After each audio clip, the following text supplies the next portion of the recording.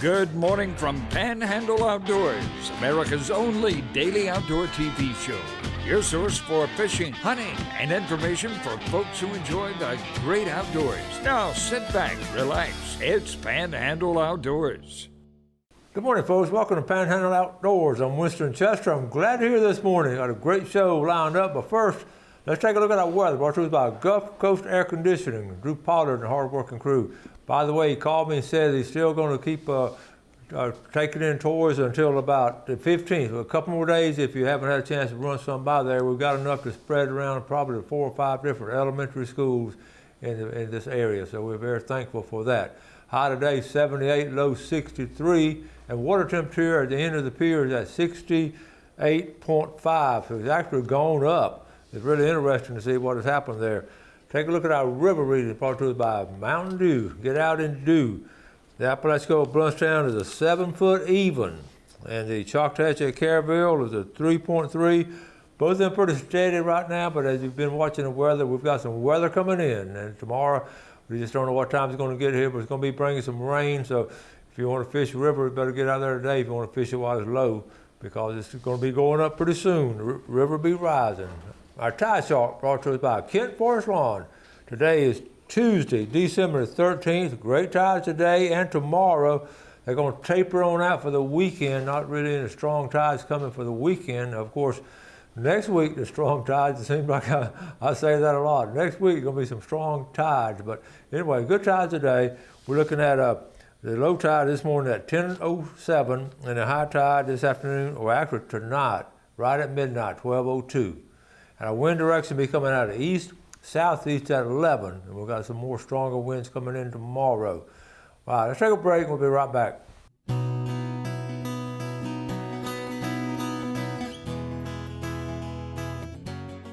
Okay, welcome back. I want to thank you all. We got some really good comments on the videos we had on Thursday and Friday on the sugarcane video. It was really interesting. Terry DeFee talked about how his family did up there in South Alabama. I know some South Georgia folks did that, and we're just thankful that we could get up there and spend a day and just had a wonderful time to share that with you as part of our Panhandle heritage.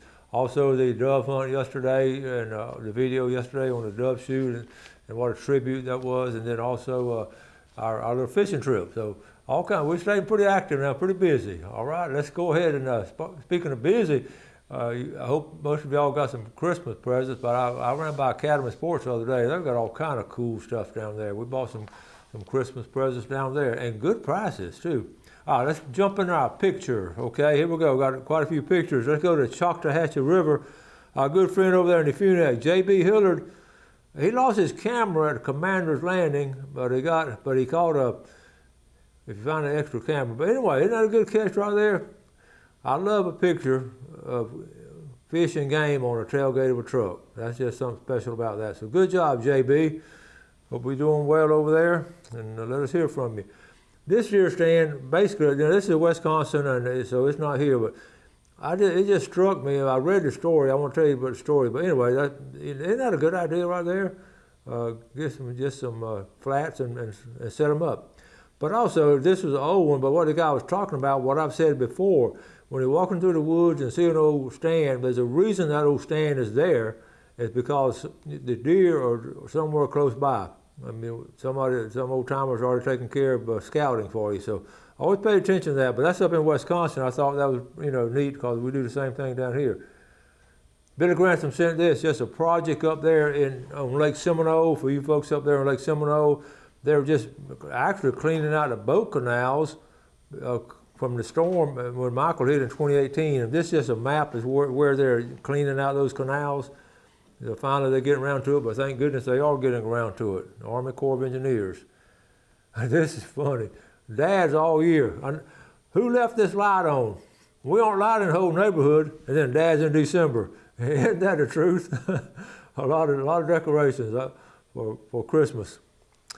Okay, I had to put one more funny one in here. I said, anyone called Leon that might want these? I ordered Noel, but they sent me the wrong one. That's my sense of humor. I sent that to Wendy and Chip and Gail. I know they know I appreciated it. Kenny Bostic sent this to me. Winston, I built this hay bale blind from a kit and put wheels on it for towing. Grandkids can move and not be detected. So this comes in a kit now. Isn't that cool? Kenny built it. Big old bale of hay. Is that not cool? And you know, I love to build stuff from scratch, but I also love, if they're going to send me a kit to do it, that's just going to be done a lot faster. And then all that stuff comes with it, the bale of hay. That's a good job, Kenny. Down at Howard Creek, Fred Hall. The last couple of weeks, I've seen a lot of pictures of hawks. I've seen a lot of hawks out. They're just real active right now. Hawks are some cool birds. James Wesky, his sons, the boys found a couple of fish this morning. James, growing up, fished that pier right there. He was a fine pier fisherman. I see he's passed that on.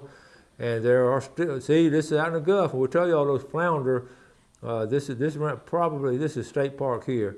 But those flounder, you know, still coming out of the bay. Most of them have finished up by now, but that's what you want to see. So, and a nice redfish there. Good job. One is over there at, this is just some fish bites. You know how I feel about them. But Academy Sports has these, and those are really good prices right there. If you want to put some stocking stuffers or whatever, or just buy a box of them for the fisherman in your family. Chad Copeland up there in Liberty County at Bristol.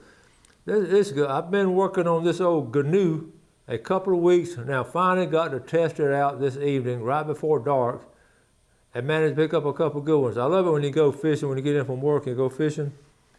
And there he is, caught that one. Nice one there, and nice one there. And I have an appreciation, that's the old canoe. I never got one of those. I've been on them before. I think these are some really cool boats. I was planning on getting one, but I ended up building me a canoe. And these canoes, he worked on this, the old project boat, and I love people who work on boats like that and made it a project. So put it in the water, and look what happened. I'd encourage you to do something like that if you can't afford those new boats. Okay, one of my viewers sent this. I could not put my boat in at McKenzie Boat Ramp. This is up at Southport, and a big old barge. Okay, you see right there, that's going down the ramp. But old tugboat and barge, you can't launch your boat there, and that's going to be a problem because they're going to be coming in a lot more once they build those big old 2-mile high stacks. And I wrote back, oh man, I thought they had taken care of that. I thought they were going to stop them from doing that. They need to fine them. Every time they do that, they need to fine them, and they'll quit doing it. Okay? What a great, Jim Blythe, what a great fall we were having. Creek life on Holmes Creek. And you know, I don't talk enough about Holmes Creek. It is a fine fishing creek. I know folks, James McFadder fished that thing his whole lifetime and caught a bunch of fish out of there. And it is a really good area to go. All kind of little boat landings, especially get down toward the big river. Coming out of Carabel, just trolling off Dog Island. We talk about trolling. This was in 35 feet of water. Trolling, stretch 30s, okay? Alan Shepard, my buddy, we used to dog hunt together many years ago. Our dads were friends, and he's doing a lot of catfishing now. If you remember, he lives in Tallahassee. But I don't always go speck fishing, but when I do, it's fun. I'm sure it's coming I'm about 99% sure this is Lake Talquin. And maybe one more. This was interesting here because this is actually going to be a world record, all tackle world record, because it's a 9-pound beeliner, a Vermilion snapper. And what you do, if you remember, I went down to IGFA, that's the International Game and Fish Association. They recognize it. And it was off Keaton Beach, which is right down there in Big Bend. So what he's got to do is prove what line he's fishing with. It'd be I'm sure it's a low, probably 8-10 pound line. But anyway, that's really, isn't the color real beautiful on that? Look, let's go and take a quick break. I'm getting behind. Let's take a quick break and I'll be right back.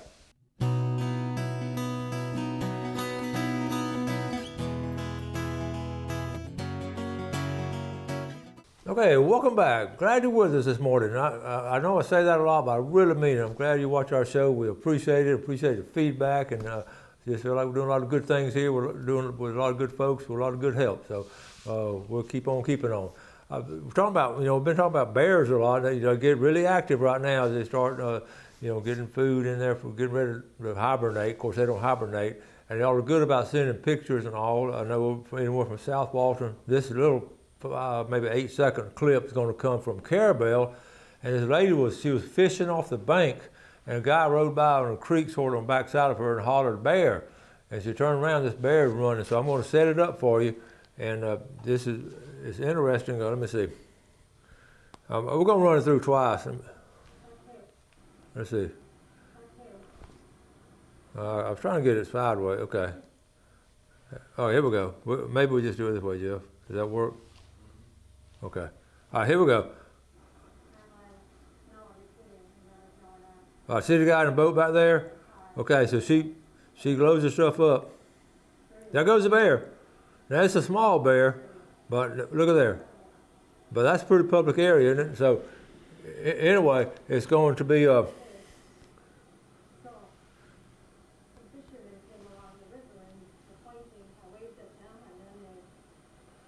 okay, I'll show it again. The guy's in the boat right there. He hollers bear. Okay, there he goes by in the boat, and then she looks around. She's packing her stuff up. Oh no!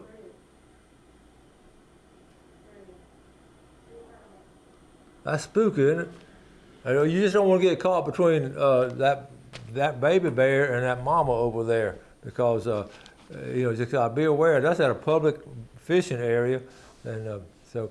They're cute and pretty and all that, as long as you, from a distance, filming them. You just don't want to get close to them. They can be dangerous, okay? They're not going to attack you unless you have food on you and all, which they'll always attack me because I've always got food on. All right, now, let's go to something. This is not, I always like to do positive things and all, talk about all kind of positive things going on. This right here, we've talked about floundering and, FWC, their biologists and all fish biologists thought our flounder population was taking a nosedive, so they prohibited floundering during November, half of October, and all the month of November, which is a prime time to flounder gig in all the bays of Northwest Florida. And we trust them in their judgment, so I do. I didn't say much about it, and I'm fine with it. I really am.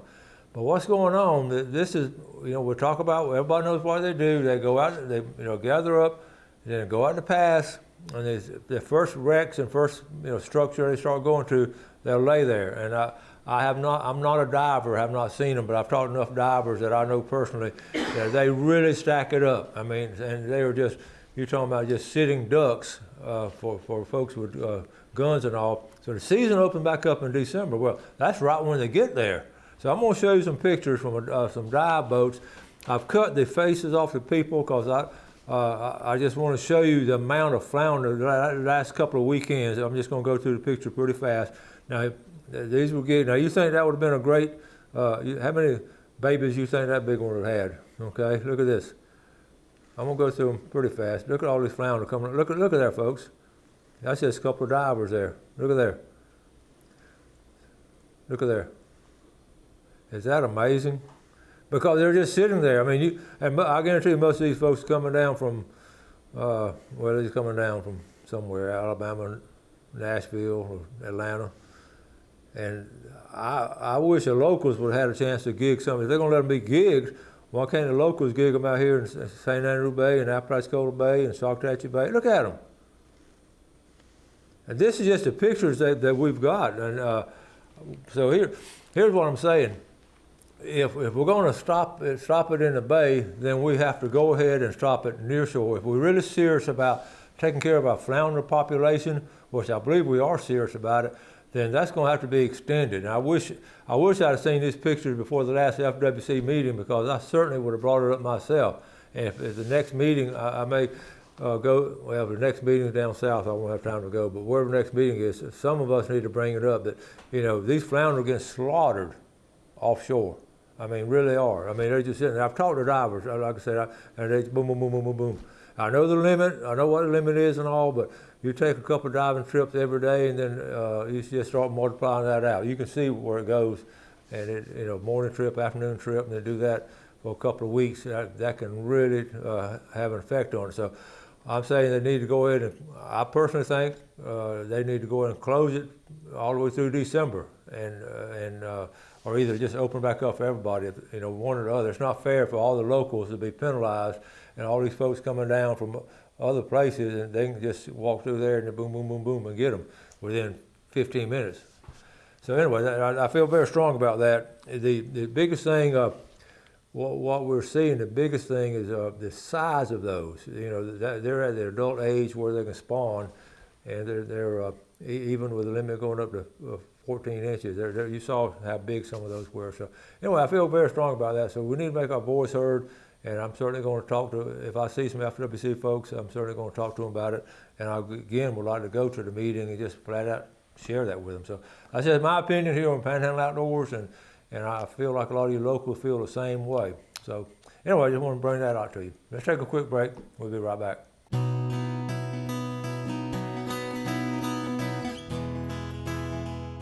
Okay, welcome back. Let's take a look at our fishing game time today, brought to us by Blue Water Outriggers down in Port St. Joe. You're talking about some really neat Christmas gifts. They have them there. Run by there, good prices and a good selection.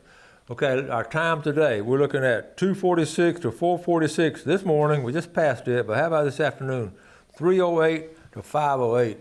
Speaking of that area down there, Walter and Astrid, and my son-in-law and my granddaughter Astrid just finished their exams. They're down at the Cape House for a couple of days, and anytime I have family or friends that go down to our Cape House, I always go to Shark Tracker and just look at the sharks. Not that I'm scared they're going to get attacked by a shark. I just want them to be aware of it. And sure enough, check this out, folks. So I go to Shark Tracker. That's an app now, okay? Shark Tracker. So I go to Shark Tracker, and basically, okay, so look, here's the path. Okay, here's all the sharks out right now. Lo and behold, what we have over here, zooming in, that's pretty close to the Cape. So what you do, I'm going to touch on, that shark gave a signal, so boom, I'm going to touch on it. That shark is named Andromache.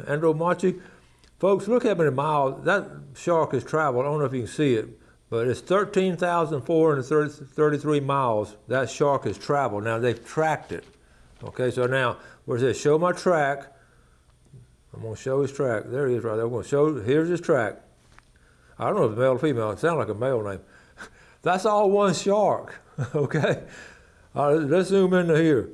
So he's pinged when he's coming up here. So this, actually, here's the deal about it. The last time he came up for air, they don't have to come up for air, but last time he came up and pinged was December the 7th, and that's when that ping went off to the satellite. So what I'm saying, right now, he's probably right in here between Panama City Beach and Cape San Blas, going back and forth. But that's not a scientific guess. But anyway, I started looking at this last night, and I said, wow, if that shark went 13,000 miles, all these little pings, look up here, folks, this shark, look up there, all the way up there, he was up there in Nova Scotia. Now you're talking about traveling, having a good vacation and traveling. I want to see, when was it? I'm just going to ping Nova Scotia. He was up there in August. So from August, goodness gracious, that little date right there, I can't blow it up. That date is August.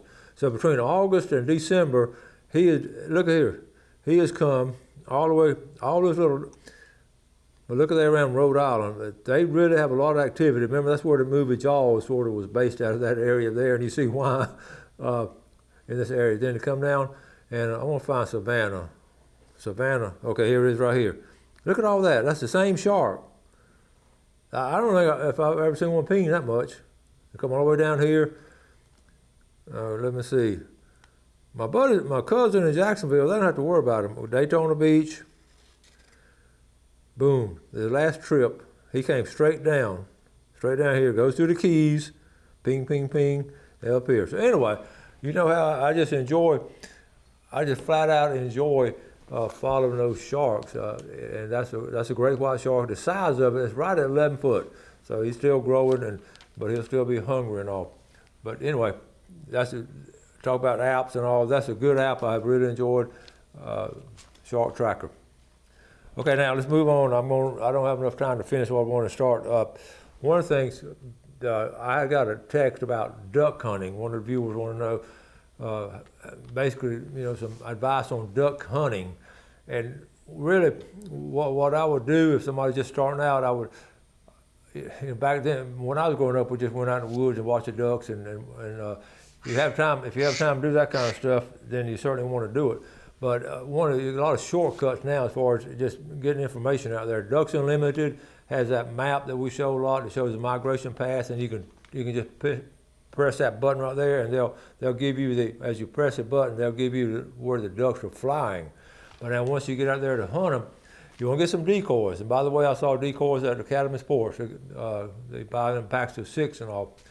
And now there's a lot of stuff on YouTube, and people ask me why I don't give much tackle advice anymore. There's so much on YouTube. Everything I used to talk about is now on YouTube. But if you want to know something, I'll be glad to tell you. Right now is a good time of the year. January is good duck hunting. Apalachicola Bay, San Andrew Bay, I'll show you some spots to go. I'm going to follow this up with more detail. Also in Choctawhatchee Bay, I've never duck hunted in Choctawhatchee Bay, but the layout looks like it would be good. The things you want to avoid, of course, is rough weather, and also you don't want to be around people's houses, but sometimes you can't help it. Deer Point Lake, all the lakes, Lake Seminole is full of Canadian geese. It's full. Lake Seminole is a great area to go, and so that's just spread. So we'll talk more about that tomorrow. Well, I have some guests coming this week, so let's go ahead and wrap it up for today. Do something good for your fellow man. You have a great day. Enjoy a beautiful outdoors, and God bless. Thanks for watching America's only daily outdoor TV show, Panhandle Outdoors with Winston Chester, featuring hunting, fishing, and other activities and information to help you enjoy the great outdoors. Join us next time for Panhandle Outdoors.